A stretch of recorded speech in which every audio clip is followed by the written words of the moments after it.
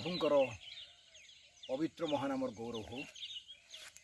ଆଜି 2024 ମସିହା এই ডিসেম্বর মাস 29 তারিখ দিন এই বর্ষর শেষ রবিবার উপাসনা দিন।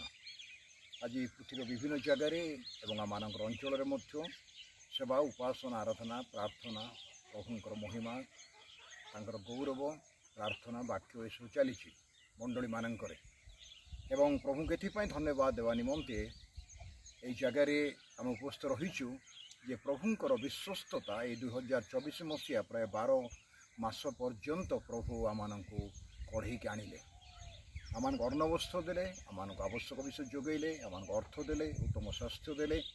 বিভিন্ন প্রতিকূল পরিবেশ যেতে আসিলা সেতবেলে প্রভু সহবর্তী পরমেশ্বর হেলে। তাঁকর করুণা দয়া নিত্য নূতন, তাঁকর বিশ্বস্ততা চিরকাল স্থায়ী। মোর প্রিয় বন্ধুগণ, আজ 24 মସିହାକୁ বিদায় দেওয়া বেড়ে মু আপনার মোর হৃদয় অভিনন্দন মোর শ্রদ্ধা স্নেহ জ্ঞাপন করুছি এবং তৎসঙ্গে সঙ্গে মোর নম্র প্রার্থনা আসন্তা 2025 মସିହା যেটা আসুচি আউ 2-3 দিন পরে বা 2 দিন পরে এক নববর্ষ আসুচি, এক নূতন বর্ষ আসুচি। সেই নূতন বর্ষরে যেপরি আপন মু মানে সমস্তে প্রভুঙ্কর অনুগ্রহরে বঞ্চিবা, প্রভুঙ্কর করুণা দয়া দ্বারা মানে এক নূতন বর্ষরে পদার্পণ করিবা সঙ্গে সঙ্গে আমানଙ୍କର প্রত্যেকটি মুহূর্ত প্রত্যেকটি সময় যেপরি তাঁকর দয়ারে আমানଙ୍କର আগুকু বঢ়িব, আমনে তাঁকর সুরক্ষার ছায়া তলে রহিবাকু পারিবা। এই প্রার্থনা আমনে সমস্তে করিবার আবশ্যক রহিছি। ব্যক্তিগত ভাবে, পারিবারিক ভাবে, মাণ্ডলিক ভাবে, আমানଙ୍କର ପିଲାମାନଙ୍କ ନିମନ୍ତେ, আমানଙ୍କର সমাজ নিমন্তে এবং আমানଙ୍କର କାର୍ଯ୍ୟ নিমন্তে, আমানଙ୍କର ପରିଶ୍ରମ ନିମନ୍ତେ, আমানଙ୍କର ବଞ୍ଚିବା ପାଇଁ যে ପରିଶ୍ରମ କରୁଛୁ ସେଥିପାଇଁ ଆମମାନେ ପ୍ରଭୁଙ୍କର ଆଶୀର୍ବାଦ କରୁଣା ଭିକ୍ଷା କରିବାର ବହୁତ ଆବଶ୍ୟକ ରହିଛି। ମୁଁ ପ୍ରଭୁଙ୍କୁ ଏଥିପାଇଁ ଧନ୍ୟବାଦ କରୁଛି ଯେ ଅନେକ ଘାତ ପ୍ରତିଘାତ ଆସିଛି ଜୀବନରେ। ମୋ ଜୀବନରେ ବହୁତ ଆସୁଛି ଗତ ବର୍ଷ, ଏଇ ଯେଉଁ ବର୍ଷ 2024 ମସିହାରେ ଆପଣଙ୍କ ଜୀବନରେ ମଧ୍ୟ କିଛି ନା କିଛି ସମସ୍ୟା ଆସିଥିବ। ଆଉ ଆପଣ বা ମୁଁ বা ଯେ କେହି ହୁଅନ୍ତୁ ନା କାହିଁକି ଆମେ ଚେଷ୍ଟା କରିଥିବା ଯେ ସେ ସମସ୍ୟାରୁ ମୁଁ କିପରି ଉଦ୍ଧାର ପାଇବି, କିପରି ଭାବରେ ମୁଁ ରକ୍ଷା ପାଇବି, ମୋର ସମସ୍ୟା କିପରି ସମାଧାନ ହୋଇପାରିବ, ଏଇ ଚିନ୍ତା ଆପଣଙ୍କର ମୋର ରହିଛି ଆଉ ସେଇଟା ସର୍ବଦା ରହିବ। ପ୍ରତ୍ୟେକ ବ୍ୟକ୍ତିଗତ ଭାବରେ ମନୁଷ୍ୟର ଏଇ ବିଷୟଟା ରୁହେ ଯେ ମୁଁ ସୁରକ୍ଷିତ ଜୀବନ କାଟିବି, କୁଶଳରେ ଜୀବନ କାଟିବି, ଶାନ୍ତିରେ ଆନନ୍ଦରେ ଆଉ ଅଭାବ ସମସ୍ୟାରୁ ଉଦ୍ଧାର ପାଇକି ମୁଁ ଯେପରି ପ୍ରଭୁଙ୍କ ନିମନ୍ତେ ବଞ୍ଚିବି, ଏଇ ଲକ୍ଷ୍ୟ ସମସ୍ତଙ୍କର ପ୍ରାୟ ଥାଏ। ପ୍ରଭୁ ଗୌରବ ପାଆନ୍ତୁ। এই সমস্ত প্রতিকূল পরিস্থিতি আসলে সুদ্ধা প্রভু আপনার মতো ছাড়ি না, এটা গোটে বহুত বড় বিষয়টে। আর যেহেতু সে কিন্তু আমি তোমাকে কেবে পরিত্যাগ করা না, আমি কেবে তোমাকে ছাড়া না, এটা প্রভুঙ্কর প্রতিজ্ঞা। এবং সে একথা মধ্যে গীত সংহিতার কহিছন্তি যে তুম প্রতি কৌশি বিপদ ঘটব না। গীত সংহিতা 91 পর্বর 10 পদরে তুম প্রতি কৌশি বিপদ ঘটব না, তুম তম্বু নিকটক কৌশি মারি আসব না। দিবসর উড়ন্ত বাণ কি রাত্রির মহামারী তোমাকে আঘাত করে পারিব না। এ বিষয় প্রভু আমানଙ୍କୁ তাঙ্ক বাক্যরে এসুরেন্স বা সুরক্ষার ভরসা নিশ্চিত জ্ঞান দিয়েছেন। বিপদ যে আসব না তার অর্থ এটা নহে যে বিপদ আসব না। প্রভু শোইଥିବା ডঙ্গারে মধ্যে বিপদ লা, কিন্তু সেই বিপদ সংকুল পরিস্থিতি ভিতরে, সেই সমস্যা বহুল জীবন ভিতরে প্রভু যে পাখরে থাম, প্রভু নিকটবর্তী লেখা হয়েছে। সে দুর্দশা কালের অতি নিকটবর্তী সহায়ক। এইটি আমি যদি গীত সংহিতা দেখিবা তাহা হচ্ছে 65 পর্বর 11 পদ। এটি প্রভুঙ্কর এক প্রতিজ্ঞা দিয়ে যাইছে। আর মতো এই পদটা ভারি ভালো লাগে। এটা আপনার নিজে ধ্যান দিয়ে পড়ন্তু, দেখবে এতে সুন্দর পদ जोटा कि प्रभु आपण जीवन रे मो जीवन रे एक प्रतिज्ञार भरोसा देउछन। देखा जाए जे तुम्भे आपणा मंगल भावरे ବର୍ଷକୁ ଯେଉଁ ପ୍ରତ୍ୟେକ ବର୍ଷ ଆସୁଛି ପ୍ରତ୍ୟେକ ବର୍ଷକୁ ମୁକୁଟ ପିନ୍ଧାଇ ଥାଅ ଓ ତୁମ ପଥ ସବୁ ପୁଷ୍ଟତା କ୍ଷରଣ କରେ। ତୁମର ପଥ ସବୁ ପୁଷ୍ଟତା କ୍ଷରଣ କରେ। ତୁମେ ଆପଣ ମଙ୍ଗଳ ଭାବରେ ଗୁଡନେସ୍ ପରମେଶ୍ୱରଙ୍କର ଅନୁଗ୍ରହ ପ୍ରଭୁ ମୂଷାଙ୍କୁ କହିଲେ ଆମେ ତୁମକୁ ଆମର ଉତ୍ତମତା ଦେଖାଇବା। I will show you my goodness. ମୂଷା କହୁଥିଲେ lord show me your glory, ମୋତେ ଗୌରବ ଦେଖିବା ପାଇଁ ଦିଅ। ପ୍ରଭୁ କହିଲେ I will show you my goodness, ମୋର ଉତ୍ତମତା ଦେଖାଇବି। ଆମମାନଙ୍କ ଜୀବନରେ ଉତ୍ତମତା ପ୍ରଭୁଙ୍କର, ଆମମାନଙ୍କ ଜୀବନରେ ଆବଶ୍ୟକତା ଯୋଗାଇବାର, ଆମମାନଙ୍କ ଜୀବନରେ ଅନ୍ନ ବସ୍ତ୍ର ପାଇବାର, ଆମମାନଙ୍କ ଜୀବନରେ ଯାହା ପ୍ରତ୍ୟେକ ଦିନ ଆମମାନଙ୍କ ଜୀବନରେ ଯେଉଁ ବିଷୟରେ ଆବଶ୍ୟକ ରହିଛି ମୋର ଭାଇ ଭଉଣୀମାନେ, ସେଇ ବିଷୟକୁ ପ୍ରଭୁଙ୍କଠାରୁ ପାଇବାର ହେଉଛି ଉତ୍ତମତା, ଉତ୍ତମ ସ୍ୱାସ୍ଥ୍ୟ, ପରିବାର ମଧ୍ୟ ଶାନ୍ତି ଆନନ୍ଦ, ପିଲାଙ୍କର ସୁରକ୍ଷା, ତାଙ୍କର ଶିକ୍ଷା ଦୀକ୍ଷା, ଆମମାନଙ୍କ ଜୀବନର ସୁରକ୍ଷା, ଆମେ ବାହାରେ ଗଲେ ଭିତରେ ଆସିଲେ ଯେପରି ସୁରକ୍ଷିତ ରହିବା। ଏଥିପାଇଁ ପ୍ରଭୁ କ'ଣ କରନ୍ତି? ବର୍ଷକୁ ମୁକୁଟ ପିନ୍ଧେଇ ଦିଅନ୍ତି। କେମିତି ମୁକୁଟ? ସେଇଟା ମଙ୍ଗଳ ଭାବରେ ମୁକୁଟ ପିନ୍ଧେଇ ଦିଅନ୍ତି। ମୁକୁଟ ହେଉଛି ଗୋଟେ ଶିରର ଶୋଭା, ଗୋଟେ ବ୍ୟକ୍ତିର ଶୋଭା। ଆଉ କେଉଁମାନେ ମୁକୁଟ ପିନ୍ଧନ୍ତି? ଯେଉଁମାନେ ମୁକୁଟ ପିନ୍ଧିବା ପାଇଁ ଯୋଗ୍ୟ ସେମାନେ ତାକୁ ପିନ୍ଧନ୍ତି। ଏଥିପାଇଁ ସେ ଏ 2025 ମସିହାକୁ ମୁକୁଟ ତାକୁ ପିନ୍ଧେଇ ଦେବେ। କେଉଁ ମୁକୁଟ? ମଙ୍ଗଳ ଭାବର ମୁକୁଟ ପିନ୍ଧେଇ ଦେବେ। ଏବଂ ଆମମାନଙ୍କର ପଥରେ ଆବାଉଣ୍ଡେନ୍ସ ବା ପ୍ରଚୁରତା ରହିବ। ଆମମାନଙ୍କ ଯାତ୍ରା ପଥରେ ପ୍ରଚୁରତା ରହିବ। ଏଇଟା ପ୍ରଭୁଙ୍କର ପ୍ରତିଜ୍ଞା ଦିଆଯାଇଛି। ତାର ଅର୍ଥ ଯେ ଆମେ ସମସ୍ୟା ଭିତରେ ଯିବା ନାହିଁ, ତାର ଅର୍ଥ ଅଭାବ ଆସିବ ନାହିଁ, ଏ ପ୍ରକାର ବିଷୟ ନୁହେଁ। ଏ ସମସ୍ତ ଭିତରେ ପ୍ରଭୁ ଆମମାନଙ୍କୁ ନିର୍ଦ୍ଦିଷ୍ଟ ସମୟରେ ସାହାଯ୍ୟ କରିବେ। ସେ କହିଛନ୍ତି ତାଙ୍କ ବାକ୍ୟରେ ଯେ ଦୁର୍ଦ୍ଦଶା କାଳରେ ଅତି ନିକଟବର୍ତ୍ତୀ ସହାୟ, ସଦାପ୍ରଭୁ ନିକଟବର୍ତ୍ତୀ, ସେ ଯୋଗାନ୍ତି ଆମମାନଙ୍କୁ। ଆମେ ଅନୁଭବ କରିଛୁ ଆଉ କରୁଛୁ। ଆସନ୍ତା ଦିନମାନଙ୍କର ମଧ୍ୟ ଆମେ ନିତାନ୍ତ ଅନୁଭବ କରିବା ଯେ ପ୍ରଭୁ ଆପଣଙ୍କୁ ମୋତେ କଢ଼େଇକି ଆଣୁଛନ୍ତି। ଏଇଠି ବିଶେଷ କରି ଜ୍ଞାନୀ ସୋଲୋମନ ଉପଦେଶ କରି ଗୋଟିଏ ବହୁତ ବଡ଼ ବିଷୟ କହିଲେ। ମୁଁ ପ୍ରଚାର କରିବା ପାଇଁ ଚାହୁଁନାହିଁ, କିନ୍ତୁ ତାହା ପଢ଼ିବା ପାଇଁ ଚାହୁଁଛି। ଆଉ ସେଇଟା ପ୍ରଭୁଙ୍କର ବାକ୍ୟରୁ ଏକ ଉତ୍ସାହଜନକ ବାକ୍ୟ। ଆପଣ ତାକୁ ପାଇପାରିବେ 3 ପର୍ବ ଉପଦେଶକ 3 ପର୍ବରେ ମଧ୍ୟ ସେ ଲେଖାଯାଇଛି। ଅନେକ ସୁନ୍ଦର ବିଷୟ ଲେଖାଯାଇଛି, କିନ୍ତୁ ମୁଁ 10 ପଦରୁ କିଛି ପଢ଼ିବା ପାଇଁ ଚାହୁଁଛି। 10 ପଦରୁ ମୁଁ ପଢ଼ିବି ମୋର ପ୍ରିୟ ଭାଇ ଭଉଣୀମାନେ। ହେଇପାରେ ଆମେ ଯିବା 15 ପଦ ପର୍ଯ୍ୟନ୍ତ। ଆଉ ଈଶ୍ୱରଙ୍କ ବାକ୍ୟ ଯେହେତୁ କାର୍ଯ୍ୟ ସାଧକ ଆଉ ଜୀବନ୍ତ, ଦୟାକରି ଶୁଣିବେ। ପରମେଶ୍ୱର ମନୁଷ୍ୟ ସନ୍ତାନଗଣକୁ ବ୍ୟସ୍ତ ହେବା ପାଇଁ ଯେଉଁ ଆୟୁଷ ଦେଇଛନ୍ତି ତାହା ମୁଁ ଦେଖିଅଛି। ରାଜ ସଲୋମନ ପ୍ରାକ୍ଟିକାଲି ନିଜ ଜୀବନରେ ମନୁଷ୍ୟର ବ୍ୟସ୍ତତା ଦେଖିଲେ। ଯେଉଁ ଆୟୁଷ ଦେଇଛନ୍ତି ଆମେ ତାକୁ ନର୍ମାଲ ଭାବରେ ବ୍ୟବହାର କରୁଛୁ ନା ବ୍ୟସ୍ତତାରେ ବ୍ୟବହାର କରୁଛୁ? ପ୍ରଭୁ ବ୍ୟସ୍ତତା ଦିଅନ୍ତି ନାହିଁ, କିନ୍ତୁ ଆମମାନଙ୍କୁ ଆୟୁଷ ଦିଅନ୍ତି। କିନ୍ତୁ ଆମେ ଅନେକ ସମୟରେ ପ୍ରଭୁଙ୍କ ବାକ୍ୟ ବାହାରି ଯାଇକି ବ୍ୟସ୍ତ ହଉ। ଆଉ ପ୍ରଭୁ ଦେଖନ୍ତି, ମୁଁ ତ ଏମାନଙ୍କୁ ଏଇ ପ୍ରତିଜ୍ଞା ଦେଇଛି, ଭରସା ଦେଇଛି, ଆଉ ମୋର ବାକ୍ୟ ଭିତରୁ ଏମାନେ ବାହାରି ଯାଇକି ଯଦି ବ୍ୟସ୍ତ ହେଉଛନ୍ତି, ମୋର କ'ଣ କରିବାର ଅଛି ସେଠି?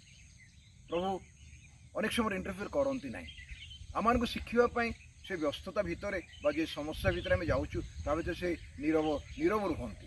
ଡଙ୍ଗାରେ ଯେମିତି ନୀରବ ଥିଲେ, ଆଉ ସେମାନେ ଚେଷ୍ଟା କରୁଥିଲେ ଡଙ୍ଗାଟାକୁ ଅଟକାଇବା ପାଇଁ, କିନ୍ତୁ ଯେତେବେଳେ ପାରିଲେ ନାହିଁ, କହିଲେ ପ୍ରଭୁ ଆମେ ମଲୁ, ଆମକୁ ସାହାଯ୍ୟ କର, ରକ୍ଷା କର।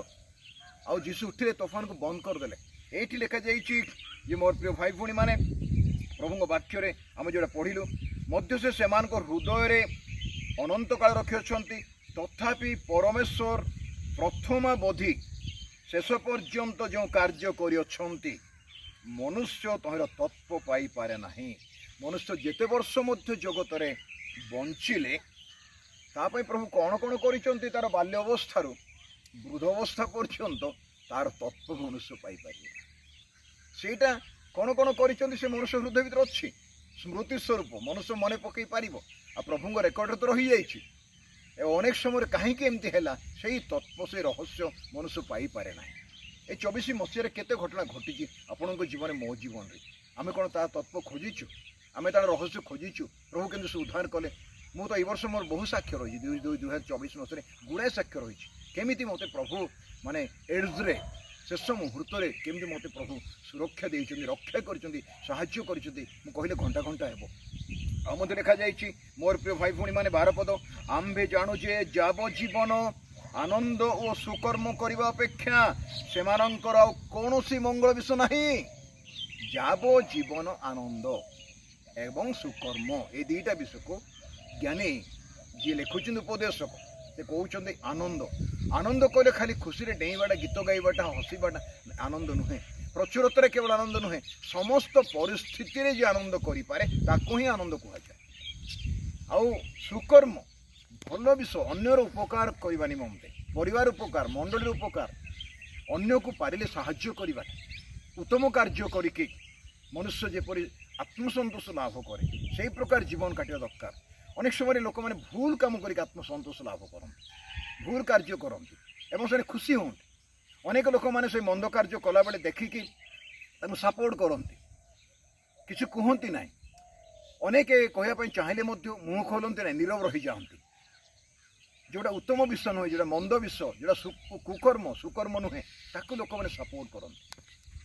ସେହି ପ୍ରକାର ବ୍ୟକ୍ତିକୁ ଲୋକମାନେ ପ୍ରଶଂସା କରନ୍ତି। କିନ୍ତୁ ଈଶ୍ୱରଙ୍କ ବାକ୍ୟ କୁହେ ସୁକର୍ମ କର।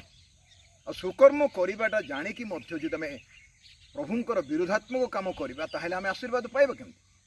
ତ ଏଥିପାଇଁ ଆମମାନଙ୍କର ଆନନ୍ଦ ରହିଛି କେଉଁଠି? ଯଦି ଆମେ ଉତ୍ତମ କାର୍ଯ୍ୟ କରୁ, ଫଳପ୍ରଦ କାର୍ଯ୍ୟ କରୁ, କାହାକୁ ସାହାଯ୍ୟ କରିପାରୁ ବା କିଛି ନା କିଛି ଆମେ ଉପକାର କାର୍ଯ୍ୟ କରୁଛୁ ପ୍ରଭୁଙ୍କର ଗୌରବ ପାଇଁ, ତାଙ୍କର ଅନୁଗ୍ରହ ଦ୍ୱାରା, ନିଜର ଯୋଗ୍ୟତା ଦ୍ୱାରା ନୁହେଁ, ସେଇଠି ଆମର ଆନନ୍ଦ ରହିଛି ଯେ ଏଇ କାମ ମୋ ଭଳିଆ ବ୍ୟକ୍ତି ବା ମୁଁ ଏଇଟା ପାରିବାର ମୋର ସକ୍ଷମ ନଥିଲେ କିନ୍ତୁ ପ୍ରଭୁ ମୋତେ ଏଇଟା କରିବା ପାଇଁ ସାହାଯ୍ୟ କଲେ। ଆଉ ସେଥିପାଇଁ ମନୁଷ୍ୟ କ'ଣ କରିବ? ନିଜ କାର୍ଯ୍ୟରେ ଆନନ୍ଦ କରିବ। ପ୍ରଭୁ ଯେତେବେଳେ ପୃଥିବୀ ସୃଷ୍ଟି କଲେ, ସେ ସବୁ ସୃଷ୍ଟି କଲା ପରେ ପ୍ରତ୍ୟେକ ଦିନ କହୁଥିଲେ ଉତ୍ତମ, ଏଇଟା ମଧ୍ୟ ଉତ୍ତମ, ଏଇଟା ଉତ୍ତମ, ଶେଷରେ କହିଲେ ଅତି ଉତ୍ତମ। ସୋ ଜବ୍ ସାଟିସ୍ଫ୍ୟାକ୍ସନ୍, କାର୍ଯ୍ୟରେ ସନ୍ତୁଷ୍ଟ ପ୍ରଭୁ ନିଜେ ଲାଭ କରୁଥିଲେ। ଆଦି ପୁସ୍ତକ 1 ପର୍ବରେ ଆପଣ ଜାଣିଛନ୍ତି ସେ କଥା, କହିବାର କିଛି ପ୍ରୟୋଜନ ନାହିଁ। ତାପରେ ଲେଖାଯାଇଛି 13 ପଦରେ, ଆହୁରି ପ୍ରତ୍ୟେକ ମନୁଷ୍ୟ ଭୋଜନ ପାନ କରି ଆପଣ ସକଳ ପରିଶ୍ରମରେ ଖାଲିରେ ନାହିଁ, ସୁଖ ଭୋଗ କରିବ, ଏହା ପରମେଶ୍ୱରଙ୍କର ଦାନ। ପରିଶ୍ରମ କରିବା, କାମ କରିବା, ବାଇବେଲ କୁହେ କାର୍ଯ୍ୟ କରିବାଟା ମର୍ଯ୍ୟାଦାର ବିଷୟ। ଆଉ ମଧ୍ୟ ବାଇବେଲ କୁହେ ଯେ କାମ କରିବ ନାହିଁ ସେ ନ ଖାଉ ବୋଲି ଲେଖା ହେଇଛି। ଏଥିପାଇଁ ଯେକୌଣସି କାମ, ଛୋଟ କାମ କି ବଡ଼ କାମ ହେଉ, ସେ ପ୍ରତ୍ୟେକ କାର୍ଯ୍ୟ ପ୍ରଭୁଙ୍କ ଦୃଷ୍ଟିରେ ଅତି ଗୁରୁତ୍ୱପୂର୍ଣ୍ଣ ଆଉ ମଙ୍ଗଳଜନକ, ଆଶୀର୍ବାଦଜନକ, କାର୍ଯ୍ୟ ମର୍ଯ୍ୟାଦାପୂର୍ଣ୍ଣ। God honours the work of the man. ଆପଣ ଯେଉଁ କାର୍ଯ୍ୟ କରୁଛନ୍ତି ଲୋକଙ୍କ ଦୃଷ୍ଟିରେ ଏଇଟା ହୁଏତ ଏକ ବଡ଼ କାର୍ଯ୍ୟ ହୋଇନପାରେ ବା ଲୋକମାନେ ସେ କାର୍ଯ୍ୟରେ ମର୍ଯ୍ୟାଦା ଦେଇନି ପାରନ୍ତି, କିନ୍ତୁ ପ୍ରଭୁ ଆପଣଙ୍କର କାର୍ଯ୍ୟ, ମୋର କାର୍ଯ୍ୟକୁ ମର୍ଯ୍ୟାଦା ଦିଅନ୍ତି। ଏଥିପାଇଁ ଆମେ କ'ଣ କରିବା? ଆମର ପରିଶ୍ରମରେ ସୁଖ ଭୋଗ କରିବ, ଏହା ପରମେଶ୍ୱରଙ୍କର ଦାନ। ମୁଁ ଜାଣେ ଯେ ପରମେଶ୍ୱର ଯାହା କିଛି କରନ୍ତି ତାହା ଅନନ୍ତ କାଳ ସ୍ଥାୟୀ। ପରମେଶ୍ୱର କ'ଣ କରନ୍ତି? ବହୁତ କରିଛନ୍ତି ଆମ ଜୀବନରେ, ଜଗତରେ। ଆଉ ବଡ଼ କାମ କ'ଣ କରିଛନ୍ତି? ଆପଣଙ୍କୁ ମୋତେ ପାପରୁ ଉଦ୍ଧାର କରିବା ପାଇଁ, ଆମମାନଙ୍କୁ କ୍ଷମା ଦେବା ପାଇଁ, ଅନନ୍ତ ରାଜ୍ୟକୁ, ତାଙ୍କ ରାଜ୍ୟକୁ, ସ୍ୱର୍ଗ ରାଜ୍ୟକୁ ନେବା ପାଇଁ, ତାଙ୍କ ରାଜ୍ୟରେ ଆମମାନଙ୍କୁ ପ୍ରବେଶ କରିବା ପାଇଁ ଆପଣର ଏକମାତ୍ର କୋଳସ୍ଥିତ ଅଦ୍ୱିତୀୟ ପୁତ୍ର ଯୀଶୁଖ୍ରୀଷ୍ଟଙ୍କୁ ଜଗତକୁ ପଠାଇଲେ। ଏଇ ଗତ 2-3 ଦିନ ପୂର୍ବେ ଆମେ ବଡ଼ଦିନ ପାଳନ କରିଛୁ। ଯୀଶୁଖ୍ରୀଷ୍ଟଙ୍କର ଜନ୍ମ ଜୟନ୍ତୀକୁ ମନେ ପକାଇଛୁ। ସେ ଏଥିପାଇଁ ଆସିଲେ, ବେଥଲେହେମର ଗୁହାଳ ଘରେ ଜନ୍ମ ହେଲେ ଆଉ ଗୁହାଳ କୁଣ୍ଡରେ ଶୋଇଲେ। ମାତା କୁମାରୀ କନ୍ୟା ମରିୟମଙ୍କ ଗର୍ଭ ଦେଇକି ଆସିଲେ ଜଗତକୁ। ଈଶ୍ୱର ହେଲେ ସୁଦ୍ଧା ମନୁଷ୍ୟ ହେଲେ, ମନୁଷ୍ୟ ହେଇକି ସେ ଦାସ ହେଲେ, ଦାସ ହେଇକି ସେ ନିଜକୁ ଶୂନ୍ୟ କଲେ ଏବଂ ସେ କ୍ରୁଶରେ ମରିବା ପର୍ଯ୍ୟନ୍ତ ପିତାଙ୍କର ବା ସ୍ୱର୍ଗର ବାଧ୍ୟ ହେଲେ। ତଥା ଯେଉଁ କାର୍ଯ୍ୟ କରି ଆସିଥିଲେ ବଳିଦାନ କରିକି ମନୁଷ୍ୟକୁ ତାର ପାପର ଦହଲା କାଦୁରୁ ଉଠେଇ ତାକୁ ଈଶ୍ୱରଙ୍କ ରାଜ୍ୟକୁ ନେବା ପାଇଁ, ଆଦମ ଯେଉଁଟା ହରେଇଥିଲା ତାକୁ ସେ ଖୋଜି ରକ୍ଷା କରିବା ଆସିଥିଲେ। ଆମମାନଙ୍କୁ ସେ ଏକ ରାଜ୍ୟ ଦେଇଛନ୍ତି। ପରମେଶ୍ୱରଙ୍କ ରାଜ୍ୟ ଆମ ଅନ୍ତର ଭିତରେ ଅଛି, ଆପଣଙ୍କ ଅନ୍ତର ଭିତରେ ଅଛି। ଯେଉଁମାନେ ଯୀଶୁଙ୍କୁ ଜାଣନ୍ତି ତାଙ୍କ ଅନ୍ତର ଈଶ୍ୱରଙ୍କ ରାଜ୍ୟ ଅଛି। ଏଇ ରାଜ୍ୟ ଛାଡ଼ିଲା ପରେ ଆମେ ସ୍ୱର୍ଗ ରାଜ୍ୟ ପରମେଶ୍ୱରଙ୍କର, ଯେଉଁଟା ତାକୁ ଦେଖିବାର ସୁଯୋଗ ମଧ୍ୟ ପାଇବା ଆମମାନଙ୍କ ଜୀବନରେ। କିନ୍ତୁ ଆମେ ପ୍ରଭୁଙ୍କ ସହିତ ରହିବାକୁ ପଡ଼ିବ। ଏଥିପାଇଁ କ'ଣ ଲେଖାଯାଇଛି? ପରମେଶ୍ୱର ଯାହା କରନ୍ତି ଅନନ୍ତକାଳ ସ୍ଥାୟୀ। ଖ୍ରୀଷ୍ଟଙ୍କର କ୍ରୁଶରେ ବଳିଦାନ ହେଉଛି ଅନନ୍ତକାଳ ସ୍ଥାୟୀ ବଳିଦାନ। ତାପରେ ବଳିଦାନ ନାହିଁ। ପାପ କ୍ଷମା ପାଇବାର ଏକମାତ୍ର ରାସ୍ତା ହେଉଛି କାଲବରୀ କ୍ରୁଶ। ଯୀଶୁଖ୍ରୀଷ୍ଟଙ୍କ ରକ୍ତରେ ବିଶ୍ୱାସ, ତାଙ୍କର ବଳିଦାନରେ ବିଶ୍ୱାସ, ତାଙ୍କ ନାମରେ ବିଶ୍ୱାସ ଦ୍ୱାରା ମନୁଷ୍ୟ ପାପ କ୍ଷମା ପାଇପାରେ, ପରିତ୍ରାଣ ପାଇପାରେ, ସ୍ୱର୍ଗ ପ୍ରାପ୍ତି ହୋଇପାରେ ଏବଂ ସେ ଈଶ୍ୱରଙ୍କ ସନ୍ତାନ ହେବାର ଅଧିକାର ପାଇପାରେ। କ୍ରୁଶରେ ମଲେ ବା ସେ ମୃତ୍ୟୁଭୋଗ କଲେ। 3 ଦିନ ତାଙ୍କୁ କବର ରଖାଗଲା। ସେ କହିଥିଲେ ମୁଁ 3 ଦିନ ପରେ ଉଠିବି। ଆଉ 3 ଦିନ ପରେ ସେ ଉଠିଲେ, ପୁନରୁତ୍ଥିତ ହେଲେ। ତାଙ୍କୁ ଲୋକମାନେ ଦେଖିଛନ୍ତି। 40 ଦିନ ଜଗତ ରହିଲେ, ମାସେ 10 ଦିନ। ଶିଷ୍ୟମାନଙ୍କ ସହିତ ବସିଲେ, ଉଠିଲେ, ଖାଇଲେ, ଈଶ୍ୱରଙ୍କ ରାଜ୍ୟ କଥା ତାଙ୍କୁ କହିଲେ, ବୁଝେଇଲେ ଏବଂ ତାଙ୍କର ଆଗମନ ବିଷୟରେ କହିଲେ। ଏବଂ ଏପରିକି ସମୟ ଆସି ପହଞ୍ଚିଲା। 40 ଦିନ ପରେ ଜେରୁସାଲେମର ପୂର୍ବ ଦିଗର ଚିତ ପର୍ବତକୁ ସେ ଗଲେ। ଶିଷ୍ୟମାନେ ସବୁ ଅଛନ୍ତି ଏବଂ ସେ କହିଲେ, ଦେଖ ମୁଁ ପିତାଙ୍କ ରାଜ୍ୟକୁ ଯାଉଅଛି। ସେ କହିଥିଲେ, ମୁଁ ତୁମମାନଙ୍କୁ ସ୍ଥାନ ପ୍ରସ୍ତୁତ କରାଯାଉଅଛି। ସ୍ଥାନ ପ୍ରସ୍ତୁତ କଲା ପରେ ଆଉ ଥରେ ଫେରିକି ଆସିବି। ଆଉ ମୁଁ ଯେଉଁଠି ଥାଏ ତୁମକୁ ମୁଁ ସେଇଠିକି ନେଇଯିବି। ଅନନ୍ତକାଳ କାର୍ଯ୍ୟ ସେଇଟା। ଆମମାନଙ୍କୁ ତାଙ୍କ ସହିତ ରଖିବା ପ୍ରଭୁ ଯୀଶୁଙ୍କର ଅନନ୍ତକାଳୀନ କାର୍ଯ୍ୟ ସେଇଟା। ଆଉ ତୁମକୁ ନେଇଯିବି, ଆଉ ତୁମେ ମୋ ସହିତ ବାସ କରିବ। ସୋ ସେ ସ୍ୱର୍ଗାରୋହଣ କଲେ, ସମସ୍ତେ ଦେଖୁଛନ୍ତି ଏବଂ ତାଙ୍କୁ ମେଘ ଢାଙ୍କିକି ନେଇଗଲା। ଆଉ ଯେଉଁ ସମୟ କଥା ସେ କହିଥିଲେ, ଏଇ ସମୟରେ ମୁଁ ଆସିବି, ଏଇ ଲକ୍ଷଣ ତୁମେ ଦେଖିଲେ ଜାଣିବ ଯେ ମୋର ଆଗମନ ସନ୍ନିକଟ। ମୋର ପ୍ରିୟ ଭାଇମାନେ, ଭଉଣୀମାନେ, ପ୍ରଭୁଙ୍କର ସେବକ ସେବିକା, ଆଉ ଯେଉଁମାନେ ବି ଏ ବାକ୍ୟ ଶୁଣୁଛନ୍ତି ଆଜି ଏଇ ଶେଷ ମୁହୂର୍ତ୍ତରେ 2024 ମସିହା ଆଜି ଡିସେମ୍ବର ମାସ 29 ତାରିଖ ଦିନ ଏଇ ସେଇ ସମୟରେ ମୁଁ ଏଇ ଗୋଟେ ଜାଗାରେ ଠିଆ ହେଇଛି MMCର କମ୍ପାଉଣ୍ଡ ଭିତରେ। ମୋର ପ୍ରିୟ ଭାଇ ଭଉଣୀମାନେ, ଏଇ ପ୍ରାର୍ଥନା ଆପଣଙ୍କର ମୋର ହଉ ଯେ ପ୍ରଭୁ ଅନୁଗ୍ରହ କରିକି ଆମମାନଙ୍କୁ 2025କୁ ନିଅନ୍ତୁ। କିନ୍ତୁ ଆମର ବ୍ୟକ୍ତିଗତ ପ୍ରସ୍ତୁତି ଦରକାର। ପ୍ରଭୁ ଯୀଶୁ ଖ୍ରୀଷ୍ଟଙ୍କର ଆଗମନ ହେବାକୁ ଯାଉଛି। କେହି ପ୍ରତିଜ୍ଞା କରିନାହାନ୍ତି। ଯୀଶୁ ଜଣେ ପ୍ରତିଜ୍ଞା କରିଛନ୍ତି, ମୁଁ ଯାଉଛି, ଆଉଥରେ ଆସିବି, ଆଉ ତୁମକୁ ନେବା ପାଇଁ ଆସିବି।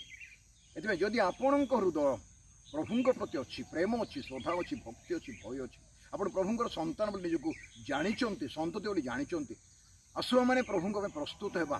ପ୍ରଭୁଙ୍କ ରାଜ୍ୟ ସନ୍ନିକଟ। ଯେଉଁ ସମସ୍ତ ଘଟଣା ଘଟିବ ବୋଲି ଈଶ୍ୱରଙ୍କ ବାକ୍ୟ ବାଇବେଲ ଲେଖାଯାଇଛି, ଭବିଷ୍ୟବାଣୀମାନଙ୍କରେ, ପୁରାତନ ନିୟମ, ନୂତନ ନିୟମରେ ସମସ୍ତ ଘଟଣା ଆମ ଆଖି ସାମ୍ନାରେ ଘଟି ଘଟି ଯାଉଛି। ଆଉ ସମସ୍ୟା ଏତେ ବଢ଼ିଗଲାଣି, ସେଇଟା କଣ୍ଟ୍ରୋଲ ବାହାରେ। କାହିଁକି ଏ ଘଟଣା ଘଟୁଛି, କେମିତି ଘଟୁଛି, କେମିତି ମୁଁ ରକ୍ଷା ପାଇବି, ଏଇଟା ମଣିଷ ଚିନ୍ତା କରି କରି ବର୍ତ୍ତମାନ ହାଲିଆ ହେଇଯାଉଛି। ମଣିଷ ବ୍ୟତିବ୍ୟସ୍ତ ହେଇଯାଉଛି। ଲେଖା ହେଇଛି ବାଇବେଲରେ, ଲୋକମାନେ ମୂର୍ଚ୍ଛାପନ୍ନ ହେବେ। এই ପ୍ରକାର ସିଚୁଏସନ୍ ଘଟୁଛି ସବୁ ଜାଗାରେ ପୃଥିବୀରେ। ଏଥିପାଇଁ ମୋର ପ୍ରିୟ ଭାଇ ଭଉଣୀମାନେ, ପ୍ରଭୁଙ୍କର ସନ୍ତାନ ହିସାବରେ, ଜଣେ ବିଶ୍ୱାସୀ ହିସାବରେ, ଯୀଶୁଙ୍କର ଶିଷ୍ୟ ହିସାବରେ ଆମମାନେ ଆତ୍ମିକ ଜୀବନରେ ପ୍ରସ୍ତୁତ ହୋଇକି ରହିବା। କ୍ଷୟ ଜଗତ ଆଜି ଅଛି, କାଲି ନାହିଁ, କିନ୍ତୁ ପ୍ରଭୁଙ୍କର ଆଗମନ ନିଶ୍ଚୟ ହେବ। ଆମେ ତାଙ୍କ ସାମ୍ନାରେ ଠିଆ ହେବାକୁ ପଡ଼ିବ, ଆମମାନଙ୍କୁ ହିସାବ ଦେବା ପାଇଁ ପଡ଼ିବ। ଏଥିପାଇଁ ଆଜି ଯଦି ପ୍ରଭୁ ଯୀଶୁ ଖ୍ରୀଷ୍ଟଙ୍କୁ ଆପଣ ଜାଣିଛନ୍ତି, ଆପଣ ଆଉ ମୁଁ ଆମେ ଫଳପ୍ରଦ ଜୀବନ କାଟିବା, ପ୍ରଭୁରେ ରହିବା। ଯଦି ବା ଜାଣିନାହାନ୍ତି, ତାହେଲେ ଆପଣ ଯଦି ଯୀଶୁଙ୍କୁ ଜାଣିବା ପାଇଁ ଚାହୁଁଛନ୍ତି, ତାହେଲେ ଆପଣ କେଉଁଠୁ ଗୋଟେ ବାଇବେଲ ଯୋଗାଡ଼ କରି ପଢ଼ନ୍ତୁ, କୌଣସି ବିଶ୍ୱାସୀ ଭାଇ ସହ କଥାବାର୍ତ୍ତା କରନ୍ତୁ। ଖ୍ରୀଷ୍ଟଙ୍କଠାରେ କ'ଣ ଭରସା ଅଛି, ଅନନ୍ତକାଳୀନ ଭରସା, ଇଟର୍ନାଲ୍ ହୋପ୍, ତାହେଲେ ଆପଣ ତାହା ଜାଣିବାକୁ ପାରିବେ। ଖ୍ରୀଷ୍ଟ କାହିଁକି ଜଗତକୁ ଆସିଥିଲେ, ଏ ବିଷୟ ଆପଣ ଜାଣିବାକୁ ପାରିବେ। ଏଥିପାଇଁ ମୁଁ ଆପଣମାନଙ୍କୁ ବିଶେଷ ଧନ୍ୟବାଦ କରୁଛି। ଏହି ପର୍ଯ୍ୟନ୍ତ ଆପଣ ଏ ବାକ୍ୟ ଶୁଣିବାରେ ସହଯୋଗ କଲେ। ଅଳ୍ପ କିଛି ବାକ୍ୟ, ଉତ୍ସାହଜନକ ବାକ୍ୟ ମୁଁ ପ୍ରଚାର ବା ଶିକ୍ଷା କରୁନି ଜାଗା ଠିଆ ହେଇକି, କିନ୍ତୁ ଏକ ଉତ୍ସାହ ଆପଣଙ୍କ ପାଇଁ, ମୋ ପାଇଁ ଏକ ଏନକରେଜମେଣ୍ଟ। ଆମେ ପରସ୍ପରକୁ ଏନକରେଜ କରିବା, ଉତ୍ସାହ ଦେବା, ଆଉ ପ୍ରସ୍ତୁତି ଜୀବନ କାଟିବା। ପ୍ରଭୁ କରନ୍ତୁ ଯେ ତାଙ୍କ ଅନୁଗ୍ରହରେ ଆମେ ସମସ୍ତେ 2025 ମସିହାରେ ପ୍ରବେଶ କରିବା ଏବଂ ପ୍ରତ୍ୟେକଟି ଦିନ ଆମ ପାଇଁ ଏକ ଆଶୀର୍ବାଦର ଦିନ ହେଉ। ଯେଉଁ ମଙ୍ଗଳଜନକ ମୁକୁଟ ସେ 2025 ପାଇଁ ରଖିଛନ୍ତି, ତାହାର ଅନୁଗ୍ରହ ଆମେ ଦେଖିବା ଏବଂ ଆମମାନଙ୍କ ଭିତରେ ପ୍ରଚୁରତାର ଜୀବନ ପ୍ରକାଶ ପାଇବ। ଯୀଶୁଖ୍ରୀଷ୍ଟଙ୍କଠାରେ ଆମେ ସର୍ବଦା ବିଶ୍ୱସ୍ତ ହୋଇକି ରହିବା ଆଉ ତାଙ୍କ ସହିତ ରହିବା। ତେବେ ଆମେ ଫଳପ୍ରଦ ଜୀବନ କାଟିବା, ଆଶୀର୍ବାଦ ଜୀବନ କାଟିବା। ଜଗତର ଦୁଃଖ କଷ୍ଟ ଆମମାନଙ୍କୁ କେବେ ମଧ୍ୟ ପ୍ରଭୁଙ୍କର ପୃଥକ କରିପାରିବ ନାହିଁ। ଆମେ ତାଙ୍କ ପ୍ରେମରେ ରହିଲେ ସବୁ ପ୍ରତିକୂଳ ପରିବେଶ ଭିତରେ ଆମେ ଆଗକୁ ବଢ଼ିବାକୁ ପାରିବା। ନୂତନ ବର୍ଷର ଅଭିନନ୍ଦନ ସହ ପ୍ରଭୁ ଆପଣଙ୍କୁ ପ୍ରଚୁର ଆଶୀର୍ବାଦ କରନ୍ତୁ। ଆପଣଙ୍କ ପରିବାରକୁ, ଆପଣଙ୍କ ମଣ୍ଡଳୀକୁ, ଆପଣଙ୍କ ସେବା କାର୍ଯ୍ୟକୁ ପ୍ରଭୁ ପ୍ରଚୁର ଆଶୀର୍ବାଦ କରି ଆଗକୁ କଢ଼େଇକି ନେଇ ତାଙ୍କ ରାଜ୍ୟ ଧାର୍ମିକତା ନିମନ୍ତେ ଆପଣଙ୍କୁ ମୋତେ ସର୍ବଦା ପ୍ରସ୍ତୁତ କରନ୍ତୁ। ବହୁତ ଧନ୍ୟବାଦ। ପ୍ରଭୁଙ୍କର ପ୍ରଚୁର ଆଶୀର୍ବାଦ ଆପଣଙ୍କ ଉପରେ ବର୍ତ୍ତୁ। ଧନ୍ୟବାଦ।